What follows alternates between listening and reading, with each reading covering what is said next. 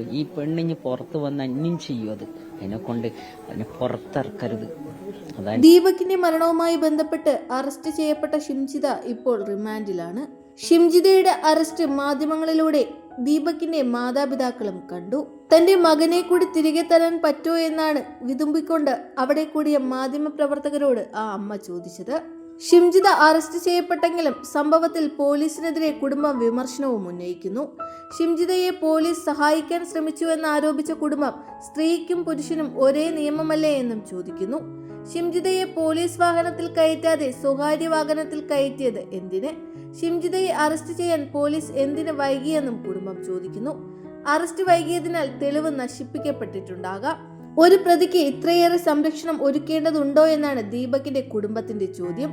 ദീപകിന്റെ മാതാപിതാക്കളുടെ പരാതിയിലാണ് ഷിംജിതയെ അറസ്റ്റ് ചെയ്തിരിക്കുന്നത്. വടകരയിലെ ബന്ധുവീട്ടിൽ നിന്നാണ് ഷിംജിതയെ അറസ്റ്റ് ചെയ്തത്.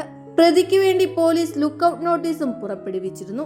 സംഭവം നടന്ന് 6-ാം ദിവസമാണ് ഷിംജിത അറസ്റ്റിലാകുന്നത്. കഴിഞ്ഞ വെള്ളിയാഴ്ചയാണ് കേസിനാസ്പദമായ സംഭവം.